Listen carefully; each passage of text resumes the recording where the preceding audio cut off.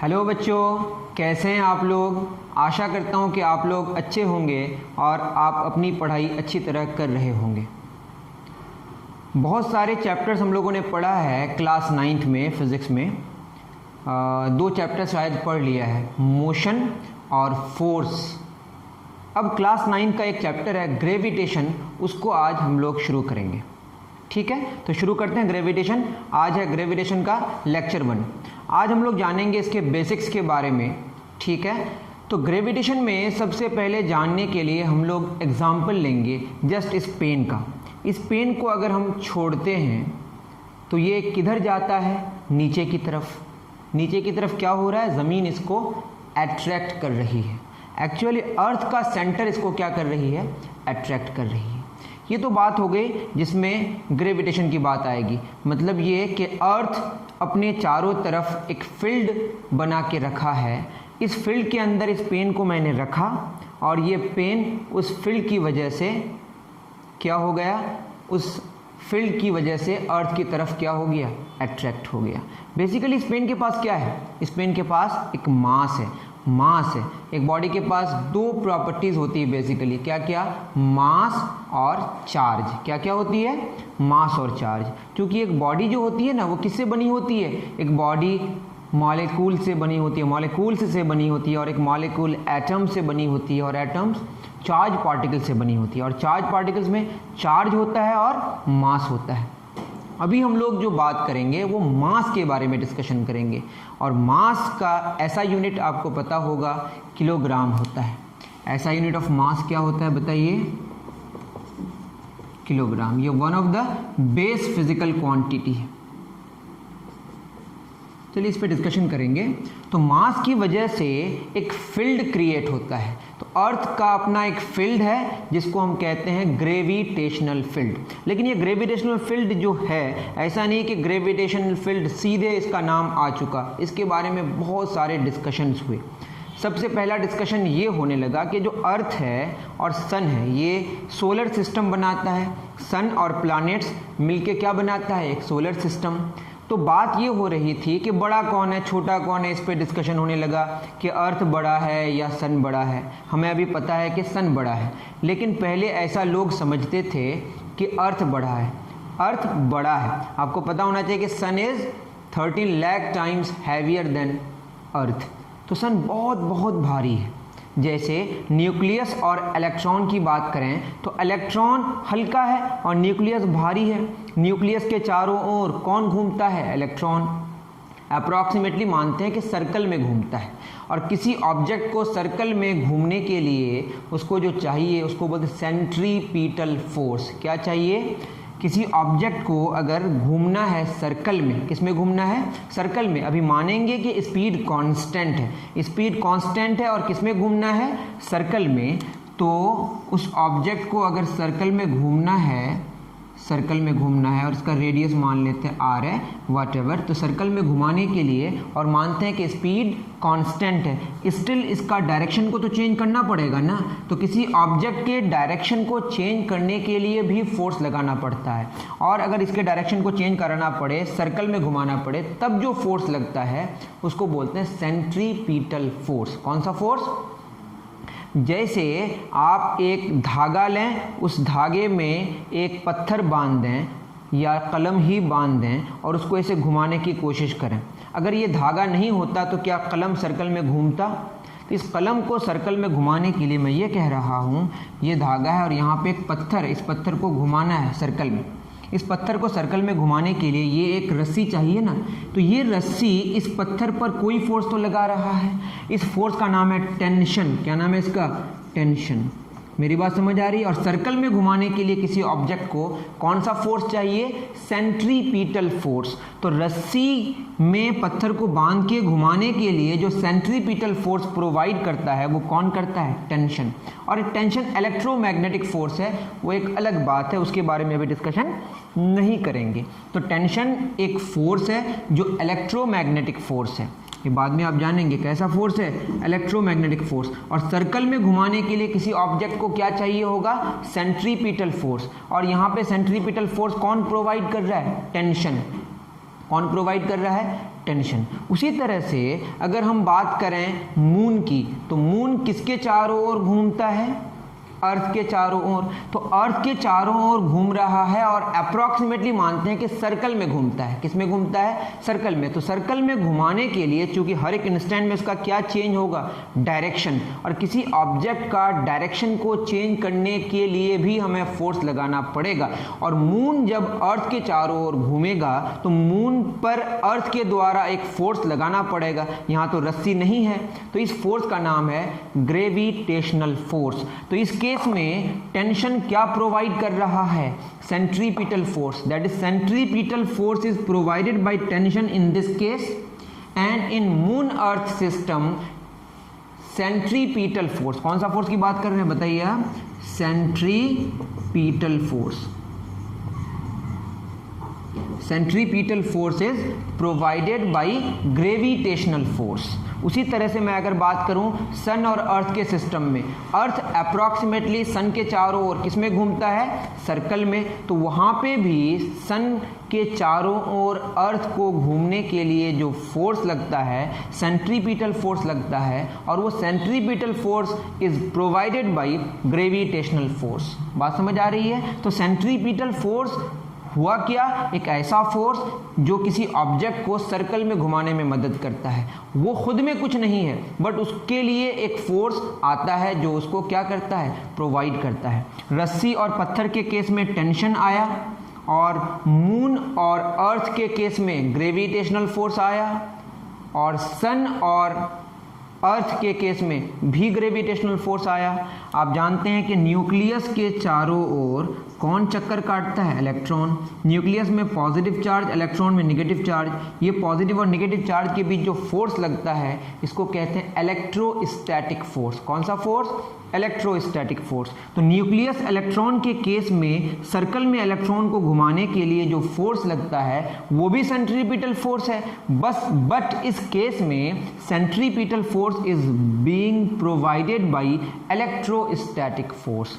ये बात समझ आ गई कि सेंट्रीपिटल फोर्स एक पोस्ट का नाम है, उसको प्रोवाइड करता है अलग अलग केस में अलग अलग फोर्स। जैसे रस्सी और पत्थर के केस में टेंशन प्रोवाइड कर रहा है सेंट्रीपिटल फोर्स को, मून अर्थ के केस में सेंट्रीपिटल फोर्स को ग्रेविटेशनल फोर्स प्रोवाइड कर रहा है, और न्यूक्लियस इलेक्ट्रॉन के केस में इलेक्ट्रोस्टैटिक फोर्स। तो सेंट्रीपिटल फोर्स एक नाम है जो पोस्ट है, उसमें कोई आएगा, कभी ग्रेविटेशनल फोर्स आ जाएगा, कभी इलेक्ट्रोस्टैटिक फोर्स आ जाएगा, कभी टेंशन आ जाएगा, और कभी फ्रिक्शन भी आ जाएगा। जब आप अर्थ में घूमते हैं, जैसे आपको साइकिल लेके घूमना है, साइकिल लेके सर्कल में घूमना है, तो सर्कल में जब आप घूमते हैं तो साइकिल किधर फिसलना चाहती है? बाहर की तरफ। लेकिन साइकिल बाहर की तरफ नहीं फिसलती है। उसका रीज़न क्या है? कि अंदर की तरफ क्या लगा होगा? फ्रिक्शन। कौन? फ्रिक्शन। तो साइकिल को सर्कल में हॉरिजॉन्टल सरफेस में घुमाने के लिए हमें क्या चाहिए होगा? Centripetal force. और साइकिल को हॉरिजॉन्टल सरफेस में सर्कल में घुमाने के लिए सेंट्रीपिटल फोर्स कौन प्रोवाइड करेगा? फ्रिक्शन। तो सेंट्रीपिटल फोर्स एक पोस्ट का नाम है, दैट वो होता नहीं है, उसको प्रोवाइड किया जाता है। उसको प्रोवाइड करने वाला कभी ग्रेविटेशनल फोर्स होगा, कभी टेंशन होगा, कभी इलेक्ट्रोस्टैटिक फोर्स होगा, कभी जितने सारे फोर्सेस मैंने बताया। ठीक है? तो सर्कल में घुमाने के लिए किसी ऑब्जेक्ट को क्या चाहिए होगा? फोर्स। और क्यों फोर्स चाहिए होगा? क्योंकि हर एक इंस्टेंट में सर्कल में घुमाने के लिए डायरेक्शन को चेंज करना है। मेरी बात समझ आ रही है? तो ये बात हो गई सेंट्रीपिटल फोर्स की। मेरी बात समझ आ रही है? अब हुआ क्या, मैं ग्रेविटेशन की थोड़ी हिस्ट्री बता दूं। अब यहाँ पे एक बात हुई कि चूंकि हम लोग अर्थ में रहते हैं तो लोगों का ऐसा मानना था कि जो चीज़ें हैं वो अर्थ के चारों ओर घूमती हैं। उतनी ज़्यादा फिज़िक्स डेवलप नहीं हुई थी, जिसकी वजह से लोग ऐसा मानते थे कि अर्थ ही बहुत बड़ा है। लेकिन जब पता चला कि पूरे यूनिवर्स में, जितना यूनिवर्स हम ऑब्जर्व किए हैं, उसमें 2 ट्रिलियन गैलेक्सीज़ हैं। कितने गैलेक्सीज हैं? 2 ट्रिलियन गैलेक्सीज। और एक गैलेक्सी जिसमें हम लोग रहते हैं उसका नाम है मिल्की वे गैलेक्सी। उस मिल्की वे गैलेक्सी में 100 बिलियन से भी ज़्यादा स्टार्स हैं। जो सबसे नज़दीक वाला स्टार है हमारा, उसका नाम है सन। वहाँ से लाइट को यहाँ तक आने में 500 सेकंड्स लगता है और 1 सेकंड में लाइट ट्रैवल करता है 3 लाख किलोमीटर, मतलब 500 सेकंड में 1500 लाख किलोमीटर डिस्टेंस ट्रैवल करेगा, 15 करोड़ किलोमीटर डिस्टेंस ट्रैवल करेगा। मतलब सन यहाँ से 15 करोड़ किलोमीटर दूर है। तो हमें छोटा नज़र आता है लेकिन वो है बहुत बड़ा, अर्थ से 13 लाख टाइम्स हैवी। ठीक है, तो दो बातें सामने थी। कुछ लोगों का मानना था कि सन अर्थ के चारों ओर घूमता है और कुछ लोगों का मानना था कि अर्थ सन के चारों ओर घूमता है। आर्यभट्ट ने 5th सेंचुरी में बता दिया था कि जो सन के चारों ओर अर्थ घूमता है। सन के चारों ओर अर्थ घूमने वाले फंडा का नाम था हीलियोसेंट्रिक। क्या नाम था? हीलियोसेंट्रिक। और कुछ लोगों का मानना था अर्थ सेंटर में है और उसके चारों ओर चीज़ें घूमती है, सन घूमता है, तो उसका नाम था जियोसेंट्रिक। तो बताइए, हीलियोसेंट्रिक में सन को सेंटर में रख के बात कर रहे थे हम लोग, और जियोसेंट्रिक में अर्थ को सेंटर में रख के। अगर हम बहुत डेप्थ में जाएंगे तो कोई सेंटर नहीं होता है, न तो सन सेंटर होता है और न ही अर्थ सेंटर होता है। सेंटर होता है सेंटर ऑफ मास। आप ऐसे जस्ट लिख के रख दें, लेकिन अभी हम लोग सन को क्या मानेंगे? Centre of mass. चूंकि सेंटर ऑफ मास उधर शिफ्ट हो जाता है जिधर मास ज़्यादा होता है। चूंकि अर्थ और सन के सिस्टम में सन का मास कुछ ज़्यादा ही ज़्यादा है, मतलब बहुत बहुत ज़्यादा है अर्थ के मास से सन का मास, जिसकी वजह से सेंटर ऑफ मास रिलेटिवली कहाँ पे, किसके नज़दीक चले जाती है? सन के नज़दीक। ठीक है, तो सन जो घूमता है उसके लिए रेडियस इतना कम होता है अर्थ के रेडियस के रिस्पेक्ट में कि हम सन के रेडियस को इग्नोर कर देते हैं। क्या कर देते हैं? इग्नोर कर देते हैं। वैसे ही मून और अर्थ के केस में मून के लिए रेडियस ज़्यादा हो जाता है और अर्थ के लिए रेडियस कम हो जाता है, तो अर्थ को मानते हैं कि रुका हुआ है और उसके चारों ओर मून घूमता है। मेरी बात समझ आ रही है? तो रिलेटिव बातें होती हैं। तो मैं ये कह रहा था कि ये जो फंडा था कि कौन सा लिया जाए, हीलियोसेंट्रिक और जियोसेंट्रिक, 5th सेंचुरी में ही आर्यभट्ट ने बता दिया था कि हीलियोसेंट्रिक है। लेकिन बीच में बहुत सारी बहस हुई, किसी ने कहा हीलियोसेंट्रिक, किसी ने कहा जियोसेंट्रिक। इसकी वजह से गैलीलियो को बहुत सारा प्रॉब्लम भी हुआ, वो आप कहानी पढ़ लें। लेकिन हम लोग किसको एक्सेप्ट कर चुके हैं? हीलियोसेंट्रिक को, कि सेंटर में कौन है? सन, और उसके चारों ओर हमारा जो अर्थ है, प्लैनेट्स है, वो चक्कर काटते रहते हैं। और सर्कल में, किसमें? सर्कल में। पहले बताया सर्कल में, लेकिन अब धीरे धीरे चीज़ें जब आगे बढ़ी तो पता चला कि अर्थ जो सन के चारों ओर चक्कर काटता है वो सर्कल में नहीं, वो इलिप्स में। किसमें? इलिप्स में। तो अब क्या एक बात आ गई? बताइए, एक नई बात आ गई। सर्कल तो हम समझते हैं, सर्कल क्या होता है कि एक सेंटर होता है और उस सेंटर से सर्कल के किसी भी पॉइंट को मिलाएंगे तो उसका जो वैल्यू है वो कांस्टेंट रहता है। सर्कल को कैसे डिफाइन करेंगे बताइए? सर्कल को डिफाइन करने के लिए ये बताया गया कि आप एक फिक्स्ड पॉइंट लें और सर्कल के किसी भी पॉइंट को मिलाएं। ये फिक्स्ड पॉइंट है O, ये A है, कोई पॉइंट मैंने B लिया, कोई C लिया, कुछ भी लेंगे, OA बराबर OB रहेगा, बराबर OC बराबर डैश डैश डैश। तो सर्कल क्या होता है? सर्कल में एक फिक्स्ड पॉइंट होता है जिसको सेंटर ऑफ सर्कल कहते हैं, और सर्कल के किसी भी पॉइंट को उस फिक्स्ड पॉइंट से मिलाएंगे तो उसका वैल्यू कांस्टेंट रहेगा। ये सर्कल का डेफिनेशन है। लेकिन अब चूंकि बात क्या आई कि एक बात तो समझ आ गई, फिक्स कर दिया हमने कि सन सेंटर में है और किसके चारों ओर? सन के चारों ओर अर्थ चक्कर काटता है, प्लैनेट्स चक्कर काटता है, मतलब earth is one of the planets. ठीक है, तो अर्थ सन के चारों ओर चक्कर काटता है, लेकिन मैंने क्या बोला? एक्चुअल में सेंटर ऑफ मास के चारों ओर चक्कर काटता है। बेसिकली क्या है? यहाँ पे अर्थ है और यहाँ पे सन है, 15 करोड़ किलोमीटर दूर है। अब चूंकि सन का मास बहुत ज़्यादा है तो सेंटर ऑफ मास सन के बहुत नज़दीक है, सन के बहुत नज़दीक है, तो इसका जो रेडियस होगा बहुत कम होगा। और अर्थ यहाँ से यहाँ तक रेडियस, तो इसका रेडियस क्या होगा बताइए? ये इसके चारों ओर घूमेगा तो बहुत बड़ा रेडियस होगा। तो बात समझ आ रही है? सन का रेडियस अर्थ के रेडियस के रिस्पेक्ट में, मतलब अर्थ के जो चक्कर काटेगा उस रेडियस के रिस्पेक्ट में सन जो चक्कर काटेगा उसका रेडियस बहुत कम है। तो मानेंगे जो सेंटर ऑफ मास है एकदम सन के ऊपर ही है, मतलब मान लेंगे कि सन ही सेंटर में है और उसके चारों ओर कौन चक्कर काटता है? अर्थ चक्कर काटता है। तो एक बात तो सन के बारे में, मतलब सन और अर्थ के बारे में बात हो गई कि अर्थ सन के चारों ओर सर्कल में घूमता है, लेकिन सर्कल में जो घूमता है उसको भी बताया गया कि सर्कल में नहीं घूमता है, इलिप्स में घूमता है, इलिप्टिकल पाथ में। किस में घूमता है? इलिप्टिकल पाथ में। सर्कल तो हम समझ गए कि एक फिक्स्ड पॉइंट होता है और सर्कल के किसी भी पॉइंट को उससे मिलाएंगे तो उसका जो वैल्यू होगा, उसका डिस्टेंस होगा, वो कांस्टेंट रहेगा। ठीक है, वो कांस्टेंट रहेगा। इलिप्स को कैसे डिफाइन करेंगे? इलिप्स के लिए हम लोग पहली बात कि उसका जो फिगर ऊपर से दिखता है वो ऐसा 2 डायमेंशनल फिगर है। इसको कैसे डिफाइन किया गया? इसको ऐसे डिफाइन किया गया कि अगर आप 2 पॉइंट लें, एक फिक्स्ड पॉइंट, इसको F1 लिखते हैं, इसको F2। F1 और F2 वहाँ पे सेंटर्स था, यहाँ पे इसका नाम है फोकस, फोकाई, फोकस का प्लूरल फोकाई। F1 एक फोकस है और F2 भी एक फोकस है, दोनों फोकस, फोकस का प्लूरल क्या होता है? फोकाई। क्या प्लूरल होता है? फोकाई। तो यहाँ पे 2 फिक्स्ड पॉइंट होते हैं, ये इलिप्स है, ये क्या है आपका? इलिप्स है। तो इलिप्स के किसी भी पॉइंट को अगर हम मिलाएं, इलिप्स के किसी भी पॉइंट को, जैसे एक पॉइंट हमने A लिया, तो क्या होगा? F1 को A से मिलाएंगे तो क्या होगा बताइए? F1A। फिर F2 को A से मिलाएंगे तो क्या होगा? Plus F2A। ये जो दोनों डिस्टेंस होगा। दूसरा मैंने मान लेते हैं, मैंने लिया B यहाँ पे, तो क्या होगा? F1B और F2B बराबर क्या होगा? F1B plus F2B। मान लो मैंने यहाँ पे C लिया तो क्या होगा? F1C F2C बराबर क्या होगा? F1C plus F2C। मतलब ये कि अगर इलिप्स का कोई भी पॉइंट हम सेलेक्ट करें, वो जो 2 फिक्स्ड पॉइंट्स लिए जिसको हम फोकाई कहते हैं, उस पॉइंट से मिलाएंगे, जो 2 डिस्टेंसेस का जो समेशन होगा that will remain always constant.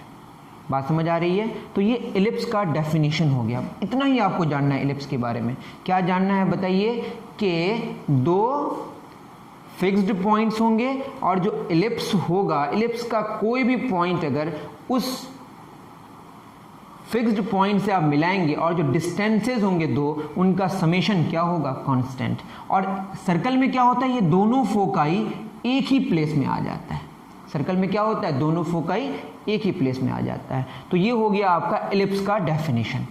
और इलिप्स का एक बहुत ही सिंपल सा इक्वेशन हम जानने की कोशिश करेंगे कि किस तरह का इक्वेशन होता है इलिप्स का। ठीक है, इतना आप नोट डाउन करें कि इलिप्स की कहानी क्या है, कि इसमें 2 फिक्स्ड पॉइंट्स होते हैं और दोनों फिक्स्ड पॉइंट से इलिप्स के किसी भी पॉइंट को मिलाएंगे, जो डिस्टेंसेज होंगे उनका summation that will remain always constant.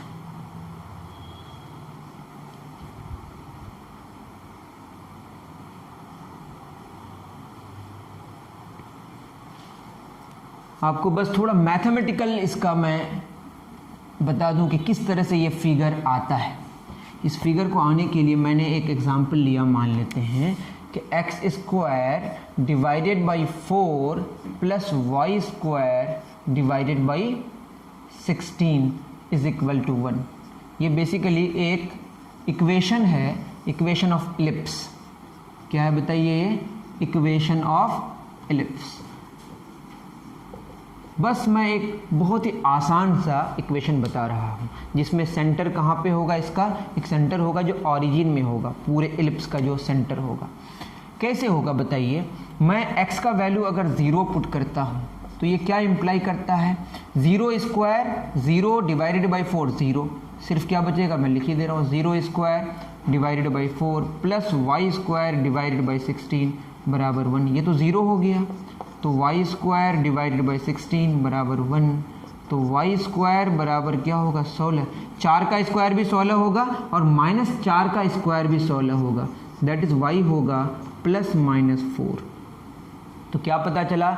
x का वैल्यू 0 तो y 4, या x का वैल्यू 0 तो y -4। ये तो बात समझ आ गई। अगर हम y का वैल्यू 0 पुट कर दें, y का वैल्यू 0 पुट कर दें तो ये सेकेंड टर्म हमारा पूरा 0 हो जाएगा। एक्स स्क्वायर डिवाइडेड बाई 4 1 आ जाएगा, मतलब एक्स स्क्वायर बराबर 4 आ जाएगा। तो x आएगा प्लस -2, तो x प्लस 2 y 0 2,0, x -2 तब भी y 0 -2,0। मतलब x का वैल्यू अगर -2 पुट करें तो क्या होगा, -2 का स्क्वायर 4, 4/4 4, 1 1 - 1 0, तो y 0 आ जाएगा। तो हमारे पास 4 कोऑर्डिनेट्स आ गए, 0 4 0 -4 2 0 -2 0। अब अगर हम ध्यान दें, आप ठीक से देख लें इसको, अब इसमें हम एक इसका ग्राफ में बनाने की कोशिश करते हैं। ये x एक्सिस है और ये y एक्सिस है। x का वैल्यू कहाँ तक जाएगा बताइए, 2 तक, तो यहाँ ले लेते हैं 0, x हमारा 4 है, ये इस तरह का बन जाएगा, कोई बात नहीं है। मैं एक काम करता हूँ, चलिए ठीक है कोई बात नहीं, 0 1 2 -1 -2 1 2 3 4 -1 -2 -3 -4।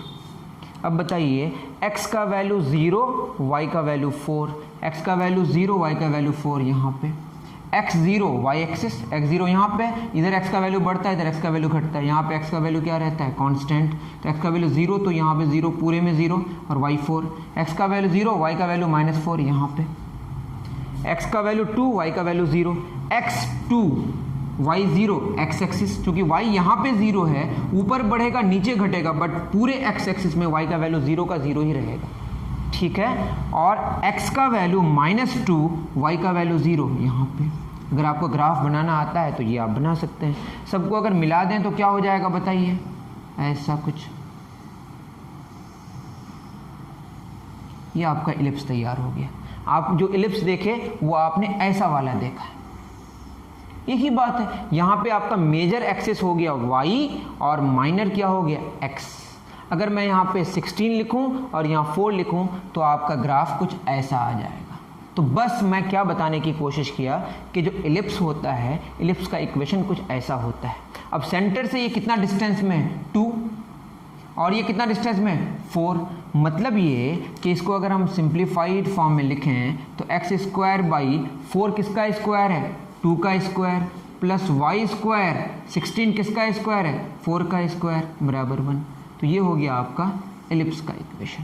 इससे क्या पता चला, इसके नीचे जो आपने 2 देखा, ये 2 इसका रेडियस है, यहाँ 4 इसका रेडियस है। मेरी बात समझ आ रही है, लेकिन ये डिफरेंट है। अगर ये 2 और 4 के जगह मैंने 2 लिखा होता तो क्या होता, अगर ऐसा होता x² 2² प्लस y² 2² बराबर 1 होता, तो ये 4 के जगह क्या होता, 2, और ये क्या बन जाता, सर्कल। क्या बन जाता, सर्कल। अगर मैं ऐसा लिखता तो इसको और आगे बढ़ाता तो x² प्लस y² 2² एलसीएम आ जाता, तो 2² इधर आ जाता, तो ग्राफ इसका जो बनता कुछ ऐसा बनता। तो ये क्या बन जाता, सर्कल। तो सर्कल में क्या होता है ना कि दोनों जो रेडियाई होता है वो सेम हो जाता है, और इलिप्स में रेडियस डिफरेंट होता है। और जब दोनों रेडियस सेम हो जाए तब उसका जो फोकस है वो एक ही जगह आके मीट कर जाता है। चलिए ज़्यादा समझने की ज़रूरत नहीं है। सर्कल एक स्पेशल टाइप ऑफ इलिप्स है जिसमें दोनों फोकाई एक ही जगह होता है और सर्कल में रेडियस कांस्टेंट होता है, और फोकस में इलिप्स में रेडियस वेरी करता है। तो इलिप्स थोड़ा सा मैंने जस्ट एक मैथमेटिकल इसका मॉडल बता दिया कि किस तरह से मैथमेटिक्स में ये वर्क करता है। आपको नहीं समझ आया कोई बात नहीं, बस आपको ध्यान में रखना है कि इलिप्स में 2 फिक्स्ड पॉइंट्स होते हैं, और वो 2 फिक्स्ड पॉइंट से इलिप्स के किसी भी पॉइंट को मिलाएंगे तो डिस्टेंसेस का जो समेशन है दैट विल रिमेन कांस्टेंट। तो इलिप्स एक दिखने में जैसा होता है वो आपको मैंने बता दिया। अब हम लोग चलते हैं कि इस इलिप्स का इस्तेमाल करके क्या हुआ। फिर मैं कह रहा हूँ सन और अर्थ के बारे में बात चली थी कि कौन किसके चारों ओर घूमता है। तो सन अर्थ के चारों ओर घूमता है या अर्थ सन के चारों ओर घूमता है, इस पर बहुत सारा डिस्कशन हुआ। डिस्कशन होते होते होते फाइनल हो गया कि अर्थ सन के चारों ओर घूमता है। अर्थ के साथ और भी प्लैनेट्स सन के चारों ओर घूमता है। सारा का कंक्लूजन आके पहले कोई बोला सर्कल में, फिर किस में बाद में आया कि नहीं, इलिप्टिकल पाथ में घूमता है। किस में घूमता है, इलिप्टिकल पाथ में। और इसको बढ़िया से जो डिज़ाइन करके एक लॉज में दे दिया, मतलब बहुत सारी बातें हुई, टाइको ब्राहे आए, गैलीली, बहुत सारे लोग, लेकिन जो लॉज बना दिया एकदम अच्छे से सारी चीज़ों को कंक्लूड करके, वो हैं जोहानेस केपलर। कौन है बताइए? Johannes Kepler.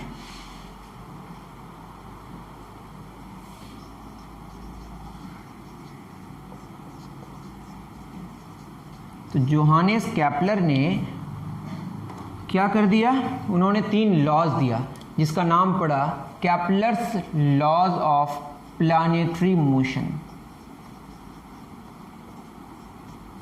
आज हम लोग यही पढ़ेंगे, फिर उसके बाद आगे बढ़ेंगे। Kepler's laws of planetary motion.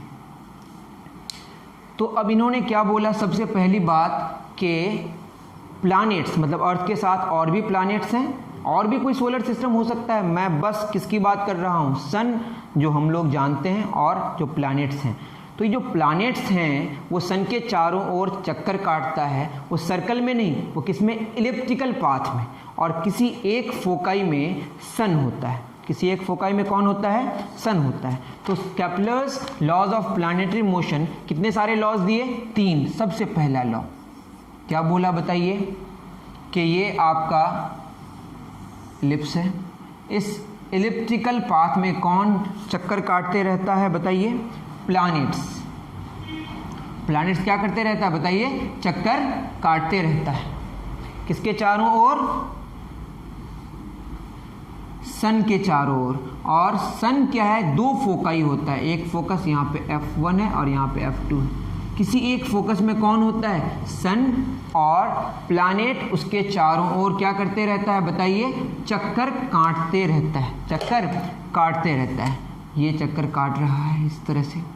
किसी एक फोकस में कौन होता है? सन। तो कैसे बोला जाएगा? ये बोला जाएगा the orbit of a planet, मतलब चक्कर जो काटता है जिस रास्ते में, उसको ऑर्बिट कहते हैं। क्या कहते हैं उसको? ऑर्बिट। द ऑर्बिट, आप NCERT से नोट कर सकते हैं। The orbit of a planet is an ellipse of a planet. जो प्लैनेट सन के चारों ओर घूमता है उसका ऑर्बिट कैसा होता है? एलिप्स होता है। या पाथ कैसा होता है? एलिप्टिकल होता है। The orbit of a planet is an ellipse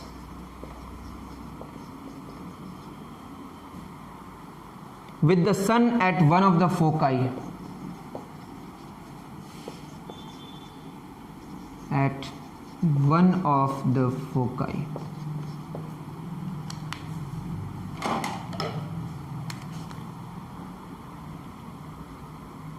ठीक है, ये आपका पहला वाला लॉ हो गया। फर्स्ट लॉ क्या कहा? इसको बोलते हैं लॉ ऑफ ऑर्बिट्स। क्या कहते हैं इसको?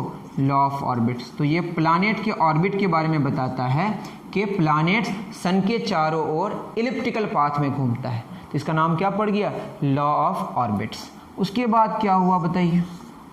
उसके बाद बताया गया कि जो प्लैनेट है ना, ये बहुत इंपॉर्टेंट है, इसको आप ध्यान से सुनेंगे। जो प्लैनेट हैं, ये प्लैनेट जब चक्कर काटता है, किसी एक फोकस में सन होता है, और ये जो लाइन ज्वाइनिंग है, इसको बोलते हैं line joining, line joining the sun and planet. तो सन का सेंटर और प्लैनेट का सेंटर ऐसे हम लोग लेते हैं। ये लाइन ज्वाइन जो है, ये जब चक्कर काटेगा तो ये यहाँ आएगा लाइन ज्वाइनिंग। ये लाइन ज्वाइनिंग जब एक पॉइंट से, मान लेते हैं ए से कहाँ आया? बी में, तो ये क्या स्वीप करेगा? ये एरिया स्वीप करेगा। क्या स्वीप करेगा? एरिया। तो मान लेते हैं कि इसने ए एरिया स्वीप किया और टाइम कितना लगा? टी। तो दूर में आप अगर देखें, दूर में ये छोटे छोटे एरिया मिलके एक बड़ा एरिया हो जाता है, और नज़दीक जब आएगा, मानते हैं सी में पहुंचा और सी से फिर डी में पहुंचा, ये सब भी क्या? Line joining. ये लाइन ज्वाइनिंग छोटा हो गया। अब उतना एरिया को कवर करने के लिए अब ज़्यादा डिस्टेंस ट्रेवल करना पड़ेगा। जो ये एरिया हुआ, अब ये एरिया और ये एरिया सेम होने के लिए सी से डी में जितना डिस्टेंस ट्रेवल करना पड़ेगा वो ज़्यादा होगा। किसके रिलेटिव में? किसके रिस्पेक्ट में? ए से बी में जितना डिस्टेंस ट्रेवल किया, मतलब ये एरिया थोड़ा बड़ा होगा। सेम अगर उतना ही डिस्टेंस यहाँ पे कवर कराएं तो उतना एरिया कवर नहीं हो पाएगा। तो सेम एरिया कवर करने के लिए यहाँ पे ज़्यादा डिस्टेंस ट्रेवल करना पड़ा। तो क्या है कि देखा गया कि जितना एरिया यहाँ ए एरिया को, मान लेते हैं ये एरिया आया, तो इतना ए एरिया को ट्रैवल करने के लिए, इतना एरिया को स्वीप करने के लिए जो टाइम लगा, पहले अगर टी लगा तो बाद में भी टी लगा। मतलब इक्वल एरिया स्वीप करने के लिए line joining the sun and planet जो स्वीप करेगा एरिया, वो ए एरिया में अगर पहले टी टाइम लगा तो दूसरी बार में भी ए एरिया में कितना टाइम लगेगा टी, लेकिन नज़दीक में थोड़ा ज़्यादा डिस्टेंस ट्रेवल करना पड़ेगा और दूर में कम डिस्टेंस ट्रेवल करना पड़ेगा उतने ही एरिया के लिए। क्योंकि यहाँ पे देखिए ना एरिया सब क्या होते जा रहा है, ऐड होते जा रहा है, और यहाँ पे उतना एरिया होने के लिए थोड़ा ज़्यादा डिस्टेंस ट्रेवल करना पड़ेगा, लेकिन टाइम सेम लगेगा। मतलब जो एरिया स्वीप होगा इक्वल एरिया स्वीप होगा इक्वल टाइम इंटरवल में, इसको बोलते हैं एरियल वेलोसिटी कांस्टेंट रहेगा। क्या कांस्टेंट रहेगा? एरियल वेलोसिटी कांस्टेंट रहेगा। तो क्या बोलेंगे इसको? बोलिए the line joining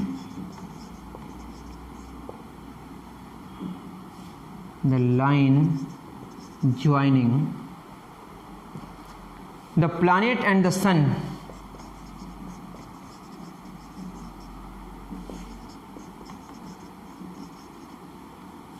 and the sun sweep equal areas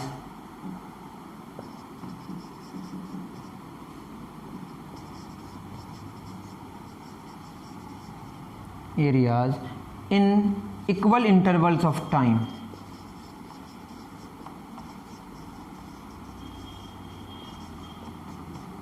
क्या कह सकते हैं कि एरियल वेलोसिटी कांस्टेंट रहेगा। क्या कांस्टेंट रहेगा? एरियल वेलोसिटी कांस्टेंट रहेगा। ठीक है।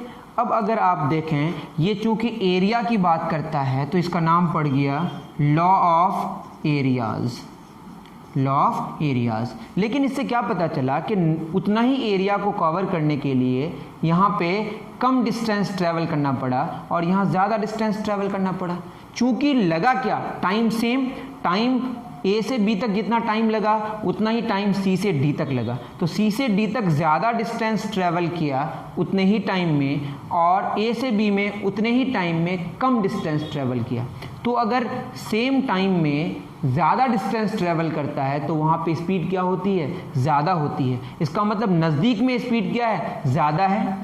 ये क्या इम्प्लाई किया? Near the sun speed of planet is more. Sun के नज़दीक जब आ जाएगा तो स्पीड बढ़ जाएगी। क्यों? क्योंकि यहाँ पे उतने ही टाइम में ज़्यादा डिस्टेंस ट्रेवल कर रहा है। Farther the sun speed of planet is less. या आप कह सकते हैं जब प्लैनेट दूर से नज़दीक आएगा, जब प्लैनेट दूर से नज़दीक आएगा तो स्पीड बढ़ जाएगा और नज़दीक से दूर जाएगा तो स्पीड घट जाएगा। इसको उतार लें। तो दो लॉज हो गए और जो सबसे इम्पॉर्टेंट लॉ है वो थर्ड लॉ है, और थर्ड लॉ से ही न्यूटन ने गेस किया कि ग्रेविटेशनल जो लॉ है, यूनिवर्सल लॉ ऑफ ग्रेविटेशन, वो क्या होगा। ठीक है, इसको आप नोट डाउन करें फिर आगे बढ़ते हैं।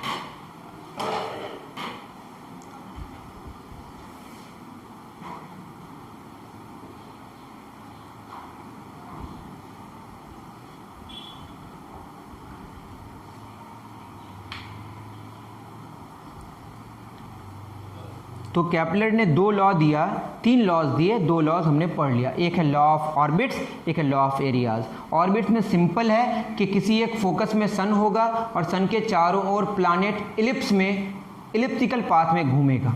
और दूसरे में क्या बताया गया कि line joining sun and planet है वो इक्वल एरियाज स्वीप करेगा इक्वल टाइम इंटरवल से। इससे क्या पता चला कि दूर में स्पीड कम होगी और नज़दीक में स्पीड ज़्यादा होगी। ठीक है। लास्ट जो लॉ है उसका नाम है law of periods. Law of periods. पहला क्या हुआ? Law of orbits. दूसरा क्या हुआ? Law of areas. तीसरा क्या होगा? Law of periods. मतलब ये जो घूमने में चक्कर जब लगाएगा, जो घूमने में टाइम लगेगा, उसको बोलते हैं टाइम पीरियड, और इसका रेडियस कभी ज़्यादा होगा और कभी कम होगा, ये वाला लाइन ज्वाइनिंग। ठीक है। एक रेडियस क्या होता है? मीन डिस्टेंस बिटवीन, ये आप लिख लें पहले, द प्लैनेट जो होगा, मतलब ये जो आर क्यूब और मैं बता दूं, आर क्यूब और टी स्क्वायर का जो रेशियो है वो कांस्टेंट रहेगा। आर क्या है? आर है आपका mean distance of planet from the sun, mean distance of planet from the sun. Sun से कभी प्लैनेट दूर होगा और कभी नज़दीक होगा, लेकिन उसका एवरेज निकाल के जो देखेंगे तो कुछ आएगा, वो वाला वैल्यू की बात कर रहे हैं, वो उसको हम आर कहेंगे। ठीक है, कभी प्लैनेट सन से नज़दीक होगा और कभी दूर होगा। ठीक है, तो वो जो मीन डिस्टेंस होगा प्लैनेट और सन के बीच का वो आर है, उसका क्यूब। और टी क्या है आपका? टी है आपका ऑर्बिटल पीरियड, पूरे ऑर्बिट को मतलब एक चक्कर कंप्लीट करने में जो टाइम लगता है उसको ऑर्बिटल पीरियड कहेंगे। ऑर्बिटल पीरियड मतलब ये mean distance of planet from the sun का जो क्यूब होगा वो ऑर्बिटल पीरियड के स्क्वायर के डायरेक्टली प्रोपोर्शनल होगा। क्या मतलब है इसका? R cube is directly proportional to T square. कैसे इसको डिफाइन करेंगे? The cube of the mean distance of planet from the sun. ये क्या लिखा हुआ है? The cube of mean distance, the cube of mean distance of planet from the sun, of planet from the sun is directly proportional to